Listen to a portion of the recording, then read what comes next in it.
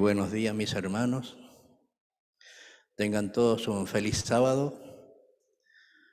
Que el Señor les bendiga a cada uno, a los que están aquí presentes y vosotros que estáis allá detrás de esas cámaras. Tengan todos un feliz sábado. Es bueno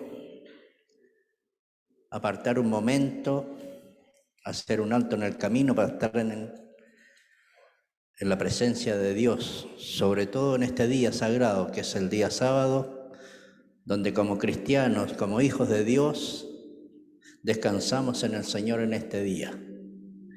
Descansamos en su creación. Quiero hablar un poquito de, así bien, en forma bien rapidita, una pincelada nomás, sobre una doctrina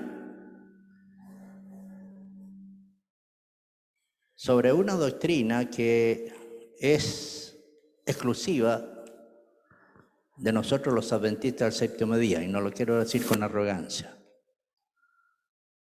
El santuario. Y vamos a hacer un poquito de historia con respecto al santuario terrenal, que eso nos va a llevar al santuario celestial. Fíjense que uno de los momentos más críticos de la historia del pueblo de Israel, perdón, me voy a sacar los lentes, me los voy a cambiar, si ustedes me permiten. Los momentos más críticos es cuando el rey asirio Tiglat-Pileser III, con la intención de ampliar sus dominios,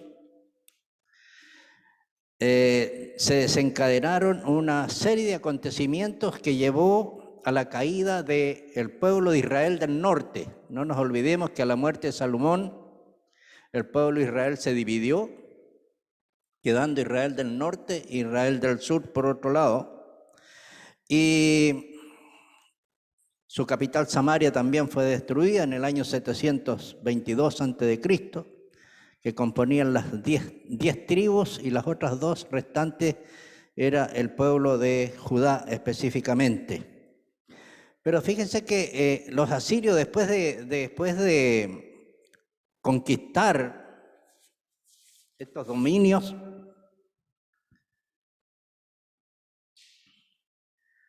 se convierten en una nación muy poderosa y en esta ampliación de sus dominios, ellos, le dice el rey, manda a su ejército que vaya a la conquista de Judá, el pueblo de Judá. Y dice en los anales de este rey, dice que no pudo llevar a cabo esa conquista porque tuvo problemas con un señor que se llamaba Asriau de Lauda. Y la pregunta es, ¿quién era este señor? Para los eruditos bíblicos, este señor era nada más y nada menos que el rey Usías, el rey judío, el rey de Judá. Y esa historia está ahí en Segunda Reyes, el capítulo 15, y Segunda Reyes, el capítulo 26. Ahí dice que este rey Usías era un gran estratega militar, tenía un ejército de 300.000 hombres bien equipados, y lo más interesante, que tenía máquinas bélicas que eran lo más moderno que había y que ingenieros fueron los que diseñaron estas máquinas. Fue muy famoso por sus habilidades bélicas. Pero este rey Usías murió en el año 740 a.C. y para muchos de los habitantes de Judá, la muerte de este rey Usías significó la pérdida total de la esperanza de obtener la victoria sobre los asirios. Pero hay una cosa que el pueblo olvidó. Olvidó que el rey Usías, ¿cierto?, el poder que tenía y todo lo que había hecho se debía única y exclusivamente a que Dios le había dado ese poder. Y entonces lo interesante es que aunque Usías seguía muerto, Dios seguía vivo, ¿ya? Y por lo tanto, la esperanza de la victoria contra los asirios seguía vigente. Ahora, lo único que tenían que hacer ellos era simplemente volver su mirada hacia el verdadero rey, a Jehová. Y yo pregunto, ¿dónde estaba ese rey? Y la respuesta la da el profeta Isaías.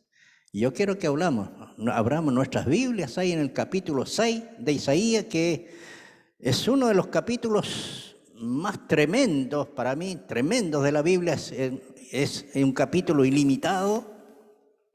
Su escena tiene una vivencia inigualable, porque cuando nosotros comenzamos a leer este capítulo, como que la respiración se nos entrecorta, porque nos ofrece la oportunidad de ver, ¿cierto?, de percibir en el corazón el encuentro entre Dios y el profeta. Leo de la versión Nueva Internacional, voy a leer del capítulo 1, del versículo 1, al versículo 8, que es lo que necesito en esta hora para que lo analicemos. Dice ahí: en el año de la muerte del rey Usías, vi al Señor excelso y sublime, sentado en un trono. Las orlas de su manto llenaban el templo.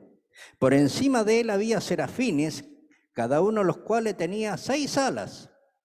Con dos de ellas se cubrían el rostro, con 2 se cubrían los pies y con 2 volaba. Y se decían el uno al otro: Santo, santo, santo es el Señor Todopoderoso. Toda la tierra está llena de su gloria. Al sonido de sus voces se estremecieron los umbrales de las puertas y el templo se llenó de humo. Entonces grité: ¡ay de mí que estoy perdido! Soy un hombre de labios impuros y vivo en medio de un pueblo de labios blasfemos. Y no obstante, mis ojos han visto al Rey, al Señor Todopoderoso. En ese momento voló hacia mí uno de los serafines que traía en la mano una brasa que con unas tenazas había tomado del altar. Con ella me tocó los labios y me dijo: mira, esto ha tocado tus labios, tu maldad ha sido borrada y tu pecado perdonado. Entonces oí la voz del Señor que decía: ¿a quién enviaré? ¿Quién irá por nosotros? Y respondí: aquí estoy, envíame a mí. Si ustedes se fijan en los 4 primeros versículos de este capítulo, ahí retrata vívidamente el santuario celestial como una realidad mediante la cual el santuario terrenal encuentra su cumplimiento y su eficacia. Y volvemos a preguntarnos, ¿dónde estaba el rey terrenal?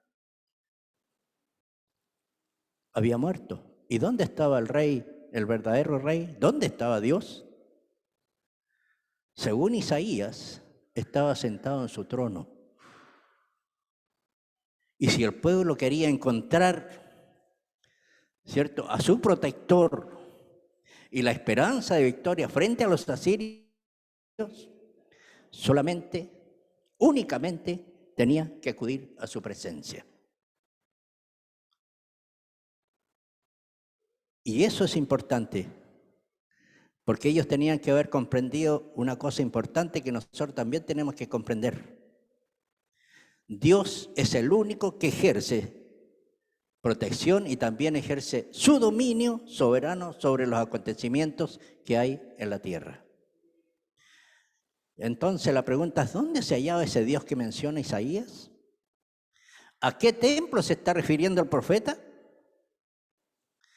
Mire, Isaías no era descendiente del linaje sacerdotal, por lo tanto no tenía acceso al interior del santuario terrenal. Nosotros sabemos que los únicos autorizados por mandato de Dios eran los levitas, ¿cierto?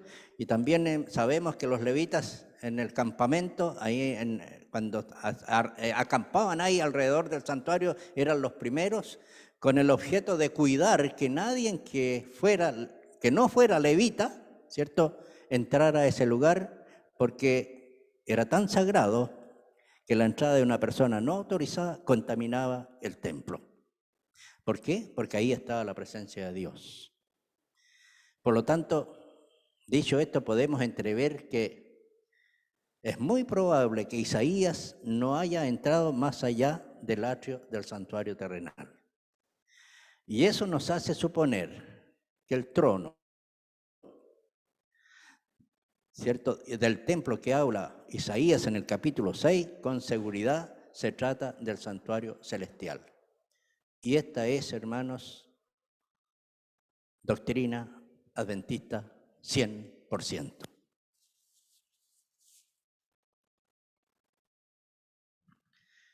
Y ahí podemos ver también que en el santuario celestial es el centro del control del universo. Fíjese que para los reyes, aquí en la tierra era terminantemente prohibido ministrar en el santuario terrenal, ahí en el lugar adentro del santuario terrenal. Y es por eso que Usías, ¿cierto?, le previno la lepra, porque él confundió, ¿cierto?, sus funciones regias con las funciones sacerdotales. Pero lo interesante es que Dios sí, nuestro Señor sí puede llevar a cabo, ¿cierto?, los oficios de rey y sacerdote al mismo tiempo allá en el santuario celestial. Porque desde allí Él ministra todas las naciones. Fue allí en ese templo donde se decidió, ¿cierto?, castigar a Judá, a los asirios, a Filistea, a Damasco, en fin, a los egipcios. Pero lo más interesante fue allí en ese templo donde se determinó el destino final de Satanás. Ahora, si nosotros vamos al escrito de la sierva del Señor, vamos a encontrar ahí que dice que lo siguiente en uno de sus párrafos. Dice que cuando Isaías visitó el templo terrenal en el año en que murió el rey Usías, se le concedió una visión a Isaías en la que contempló el lugar santo y el lugar santísimo del santuario celestial. Y miren lo interesante, este profeta visitó el santuario terrenal al que él no podía entrar más allá del atrio, pero Dios al mismo tiempo le permitió trascender los confines de todo el mundo y contemplar por sí mismo la gloria del templo celestial donde Cristo intercede por cada uno de nosotros. Y la Biblia también nos habla del santuario, ¿cierto?, celestial, que tengo varios versículos aquí, pero por el tiempo no los vamos solamente los vamos a nombrar, que nos dice claramente que existe un santuario en el cielo. En Hebreos capítulo 8, versículo 2 al 5, capítulo 9, versículo 11 al 12, versículos 23 y 24, y también Apocalipsis nos hace mención explícita del santuario celestial, y en alguna de esas partes también nos habla del mobiliario del santuario celestial. Resumiendo todas estas cosas bíblicas en cuanto a la existencia de un santuario celestial, la hermana White declara lo siguiente ahí en el Conflicto de los Siglos, página 419. Dice, Moisés hizo el santuario terrenal según el modelo que les fue señalado, y San Pablo declara que ese modelo era verdadero santuario que está en el cielo, y San Juan afirma que lo vio en el cielo. Lo interesante es que en el santuario celestial no solo se define el destino de las naciones, sino que ahí también se define el destino de todos los seres humanos, es decir, del destino suyo y el destino mío. Cuando Isaías se vio a sí mismo ante la gloria de Dios, creyó que su muerte era inminente.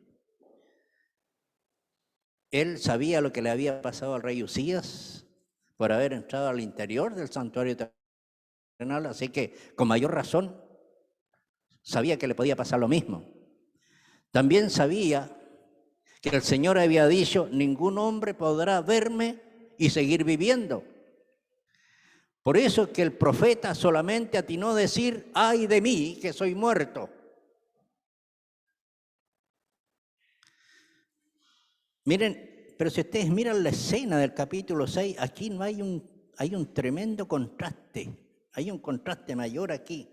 Y por lo siguiente, miren, mientras que en el templo celestial todos exclamaban santo, santo, santo, Isaías se considera un hombre de labios inmundos, indigno de unir su voz al coro celestial.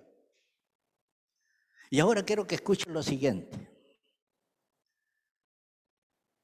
Y ponga atención en esto.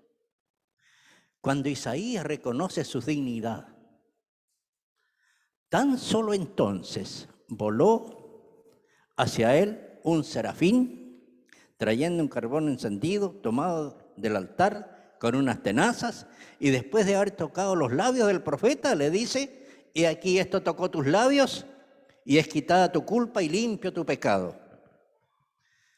Y entonces yo pregunto, ¿qué significa esto? Significa que en el santuario celestial, ahí al frente de los querubines, frente a los serafines, frente a los seres vivientes y frente al mismo trono, Dios pone de manifiesto el deseo ferviente de perdonar. Fíjense que en la confesión de impureza de Isaías, si ustedes leen bien, con mucha calma este relato, la confesión de impureza de Isaías hace que todo el santuario celestial se ponga en acción, se ponga en movimiento, con el único propósito de quitar la inmundicia del profeta. Y lo otro interesante, y este contraste también, fíjese que los ministros aquí en la tierra evitaban por todos los medios estar en contacto con todo lo que fuera inmundo. Isaías, a pesar de su inmundicia, fue tocado. ¿Y qué sucedió? El pecado confesado del profeta no contaminó a Dios, sino todo lo contrario. Dios purificó al ser humano de la contaminación del pecado. Y por lo tanto el Señor es el único que tiene el poder de tocar al pecador, llevar el pecado y aún así permanecer santo. Y por lo tanto, cuando nosotros vemos toda esta referencia a lo que hemos estado hablando, podemos decir, hermanos, con seguridad, que en el santuario celestial podemos nosotros, ese santuario que podemos verlo como un manantial abierto, donde nosotros podemos sumergirnos, lavarnos de la contaminación del pecado y de nuestra inmundicia.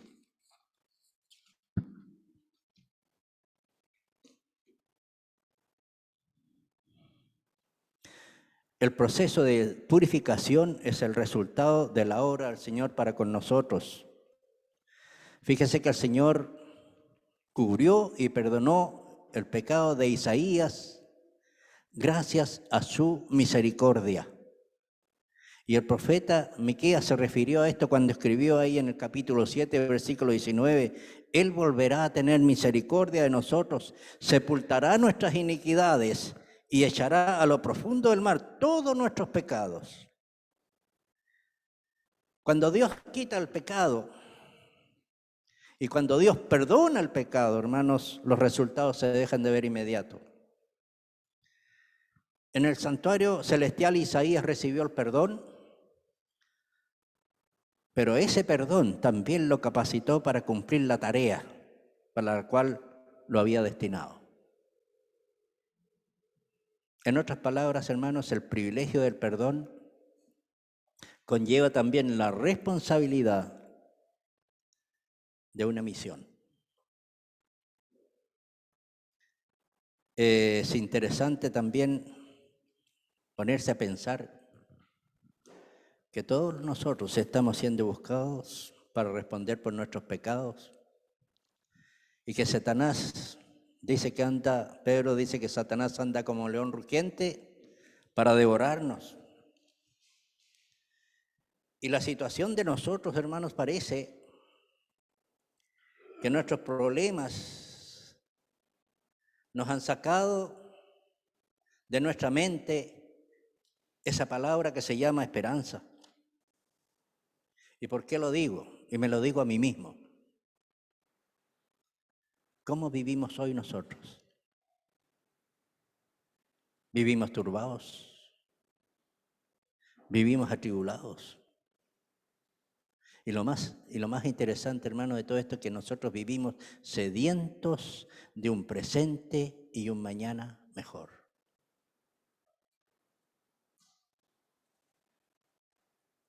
Nosotros sabemos muchas cosas. Y sabemos, por el tiempo que estamos viviendo, que no viene un mañana mejor. Sin embargo, seguimos luchando en eso. Y eso nos hace sentirnos acorralados en las garras de Satanás. Y por eso solo atinamos a preguntar, bueno, ¿quién puede defendernos de todo esto? Y tenemos que mirar allá, donde Jesús, el Rey y sacerdote, está en el santuario celestial. Y el libro de Hebreos lo registra claramente. Y fue la lectura bíblica que tuvimos esta mañana. Hebreos 4, versículo 14 al 16 dice, por lo tanto, ya que en Jesús, el Hijo de Dios, tenemos un gran sumo sacerdote que ha atravesado los cielos, aferrémonos a la fe que profesamos, porque no tenemos un sumo sacerdote incapaz de compadecerse de nuestras debilidades, sino uno que ha sido tentado en todo de la misma manera que nosotros, aunque sin pecado. Así que acerquémonos confiadamente al trono de la gracia para recibir misericordia y hallar la gracia que nos ayude en el momento que más necesitamos. Hermanos, aquí el hermano Pablo aquí nos está diciendo que este Jesús que vivió entre nosotros traspasó los cielos. Y eso nos lleva a nosotros a tener la seguridad de que podemos acercarnos confiadamente al santuario celestial y pedirle al Señor que nos dé un lugarcito ahí en su templo. Porque allí, solamente allí, podemos encontrar el socorro que buscamos. Todos nosotros hemos recibido una amplia y generosa invitación a entrar al reino de nuestro Dios y por eso estamos aquí. Pero vivimos demasiado apegados a lo terreno. Y eso no lo digo yo, lo dice la sierva del Señor en ese librito tan hermoso que escribió, El Camino a Cristo. Ahí en la página 152 nos dice que vivimos demasiado apegados a lo terreno. Y perdónenme, hermanos, pero esa es una realidad que está entre nosotros hoy. Luchamos por un mañana mejor. Luchamos por muchas cosas. Pero no se olviden que a partir del año 1844 estamos viviendo un tiempo solemne acá en la tierra. En el santuario terrenal, cuando se vivía el día de la expiación, era un momento solemne donde todos arreglaban sus cuentas con Dios y con el prójimo. Nosotros tenemos ese día simbólico que partió a través de 1844 y fíjense que es la última acción que está haciendo Jesús en el cielo antes de venir a buscarnos. Nosotros sabiendo todo eso, hermanos, como dice la sierva del Señor, vivimos demasiado apegados a lo terreno. Pero ella nos da un consejo también. Y ella dice, levantemos nuestros ojos hacia la puerta abierta al santuario celestial, donde la luz de la gloria de Dios resplandece en el rostro de Cristo. El santuario celestial, hermanos, se purifica de acuerdo a nuestra purificación acá en la tierra. En una cita solemne, la sierva del Señor dice que la purificación del santuario celestial depende de la purificación de su pueblo aquí en la tierra. Pero hay una cosa, hermanos, que a lo mejor nos pasa. Y eso me pasa a mí, cuando yo me paro ahí al lado a compararme con Jesús, se me viene todo el mundo abajo. Y ahí me digo que en mi vida espiritual posiblemente no he progresado absolutamente nada. Y me viene la actitud de muchos, yo creo, la actitud del publicano, que él tenía el deseo de acercarse al templo, pero permanecía lejos, porque pensaba que sus pecados impedirían ser aceptados por nuestro Señor Jesucristo. Y acá tenemos el ejemplo de Isaías, que él ve, se considera indigno, pero el Señor, sabemos lo que hizo el Señor con él. Y si el Señor tuvo misericordia con Isaías, con mayor razón va a tener misericordia con nosotros. La sierva del Señor dice que nosotros no podemos olvidar bajo ninguna circunstancia que la verdad de Dios nos saque de la cantera del mundo con el fin de integrarnos al templo celestial. Y ya termino. Y quiero terminar reflexionando en una cita del Señor, de la sierva del Señor. Esa cita está en Conflicto y Valor en la página 234. Ahí dice: la visión dada a Isaías representa la condición de los hijos de Dios en los últimos días. Esos somos nosotros. ¿Qué tenemos nosotros? Tienen el privilegio de ver por fe la obra que se está desarrollando en el santuario celestial. Y ella cita un versículo de Apocalipsis: y el templo de Dios fue abierto en el cielo y el arca de su pacto se veía en el templo. Mientras miran, es decir, nosotros, mientras miramos por fe en el lugar santísimo y ven la obra de Cristo en el lugar celestial, perciben que son un pueblo de labios impuros, un pueblo cuyos labios a menudo han hablado vanidad y cuyos talentos no han sido santificados y empleados para la gloria de Dios. Y escuchen lo que dice ahora: con razón podrían entregarse al desaliento al comparar su propia debilidad e indignidad con la pureza y hermosura del carácter de Cristo. ¿Cómo estamos ahí? Pero escuchen ahora, no todo está perdido, pero hay esperanza para ellos. Sí, hay esperanza, siempre y cuando, pero hay esperanza para ellos. Sí, como Isaías, reciben el sello que el Señor quiere que se imprima sobre el corazón y si humillan su alma delante de Dios. Yo pregunto, ¿es fácil o difícil? El arco de la promesa está sobre el trono y la obra realizada a favor de Isaías se realizará en ellos. Dios responderá las peticiones de un corazón contrito. Hermanos, esta mañana hemos sido llamados a entrar al santuario celestial por fe. La pregunta que yo me hago a mí mismo: ¿aceptaré esa invitación hoy día